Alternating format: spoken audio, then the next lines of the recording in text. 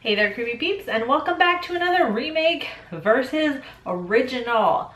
Don't know why I'm doing this.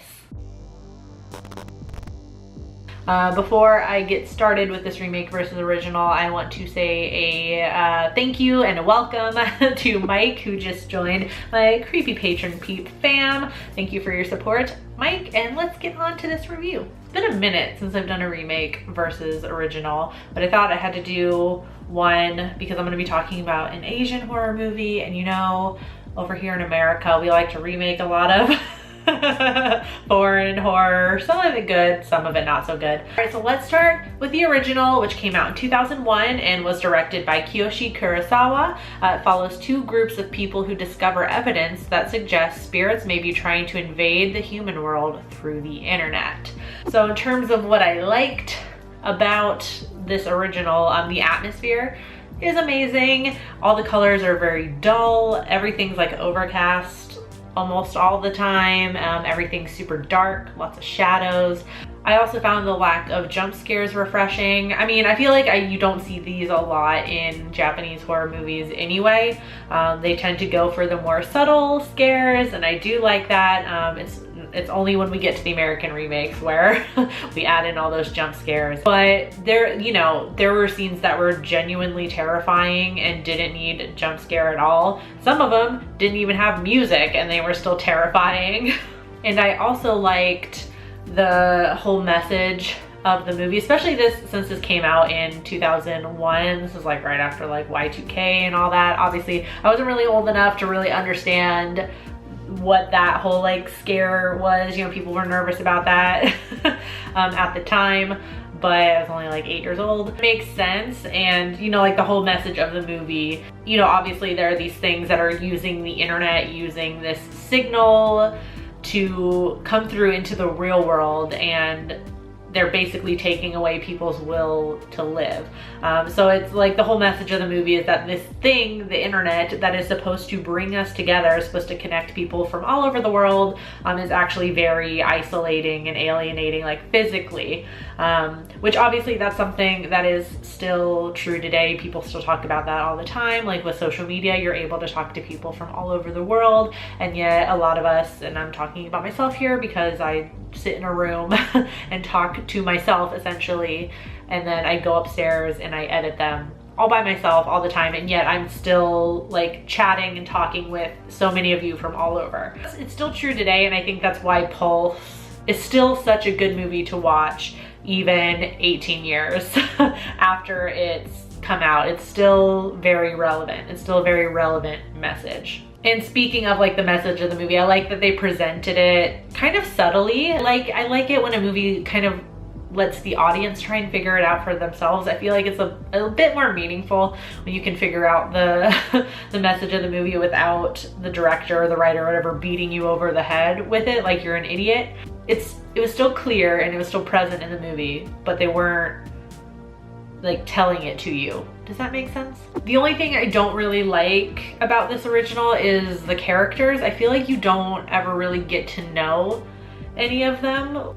And part of it is I feel like because we're split between these two groups of people, and eventually they do come together, like essentially like the last character standing in each group eventually come together, but for most of the movie we're going back and forth as these two groups of people are kind of figuring out for us what's going on. Like they're each kind of solving pieces of the puzzle, and then as an audience we're putting it together. But I felt like there was just a lot of characters, and our main characters were interacting with other minor characters all the time, and I felt like we were always being introduced to like a new character, and I didn't know like who is who, and I didn't know who knew who, and I didn't feel like a connection really to any one character.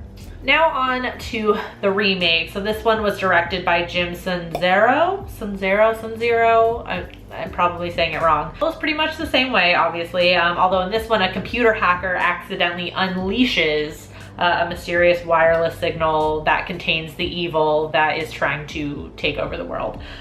So in terms of what I liked about this one, I thought the cast was actually a little more, I don't want to say better, I just was able to connect with them more, or at least Kristen Bell's character, Maddie, I didn't write down her name. I like that there was like a single protagonist, somebody who we get a little bit of backstory on. It's not a lot, but it's more than the characters in the original. I liked that a bit more, even though the rest of the characters were kind of stereotypes. I don't know, it was fine. I had the one character to follow through the movie with, so that was fine. I also like that they kept like I wouldn't necessarily say like the color palette is exactly the same, but I like that they kept it very overcast and they kept everything dark and gloomy from the original. The look of the remake compared to the original is very similar, so I like that they kept that kind of atmosphere. In both movies, it does help to drive home that like whole message that the internet is very compelling. It's very, you know, you're drawn to it and you want to spend more time on it because, you know, it seems better than the dull reality, and they're literally showing you this dull reality. So I like that.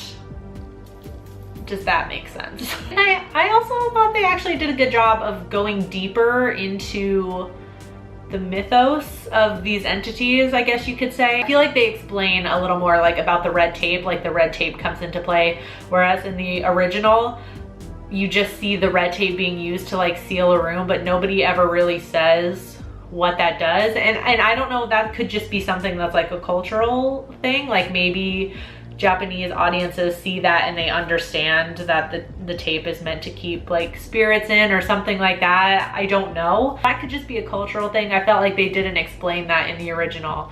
And I liked that somebody did kind of explain that in the remake. Like you understand the purpose and you understand that it for some reason stops the entities. Oh, actually somebody does explain why. It has something to do with like a frequency or something. I don't know, something technological that I don't know anything about. Even though you do get a whole lot more backstory on what is actually happening with these things trying to come into reality.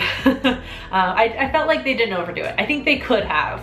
I think they could have overdone it, but they didn't. However, leading into what I don't like when it comes to the message of the movie, which is the same. This remake only came 5 years after the original. And like I said, it's still relevant today, so they could have remade it today and the message would still be relevant. But I felt like Kristen Bell's like voiceover at the end, she literally does say the message of the movie. She says like something to the effect of, this thing that's supposed to bring us together ends up isolating us. Like she literally says it, and I felt like it wasn't needed.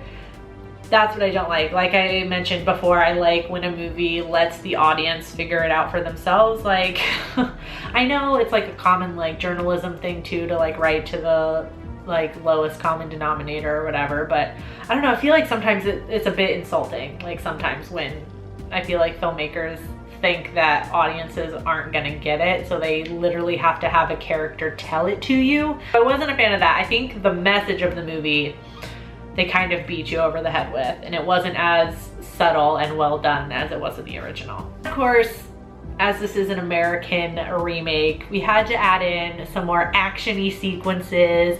We even have like a car chase kind of. Actually, there's like 2 like really intense car scenes, a lot more jump scares. Although they did keep a lot of the subtle kind of creeps from the original, so I appreciate the effort. But of course they had to go in there and add in like some crazy fight scenes and things like that. Overall, I actually don't mind this remake. I'll get to it in a little bit, but I feel like most people don't like it, and that's fine. That's completely fine. I actually don't have a problem with it. I think compared to a lot of American remakes of J-horror and just foreign horror in general, I feel like this one's okay. It's not the best one I've ever seen, but it's also not the worst one I've seen. I mean, hello, have you seen Martyrs? Yeah, it's like, it does a few, like the remake does a few things well. It adds in a few annoying American like cliche touches, but the original also doesn't do everything that well, and it does some things better than the remake. So, you know, can't choose between the two because honestly, I rate them both the same. I give them both a 3.5 out of 5. So I think I'm gonna put both scores up on the side here. I'll put the original over here and the remake's score scores over here. So in terms of the original, on IMDb it has a 6.6 out of 10. On Rotten Tomatoes it has a 74% critic score, that's out of 53 reviews, and a 60% audience score, but that's only out of 11 reviews. And on Letterboxd it also has a 3.5 out of 5. And it looked like, when I checked out what you guys thought, it looks like most of you guys agree with that. In terms of the remake, on IMDb it has a 4.7 out of 10. On Rotten Tomatoes it has an 11% critic score, and that's out of 72 reviews, and a 27% audience score, which is out of 83 reviews. So not that great. And on Letterboxd it has a solid 2 out of 5. This one, you guys were a little more scattered, but most of you gave it 2 stars. I saw a couple other higher ones and like a 1 star here or there. But if you've seen both or just one of the pulses that I talked about today, let me know in the comment section down below what you thought about them. Of course, I do hope you enjoyed this video. If you did, please give it a thumbs up. Subscribe if you're new here and become a Creepy Peep today. I post videos Monday, Wednesday, and Friday, and you can ring that notification bell down there to be notified every time I post a video, even though it doesn't always work. Thank you so much for watching, and until next time, stay strange. Bye! This video is brought to you by all these lovely creepy patron peeps that you see listed on the left-hand side of the screen. If you want to find out the perks to being a creepy patron peep, you can follow that link that is in the description of this video. No pressure, but it's there if you want to check it out. Thanks for watching. Bye!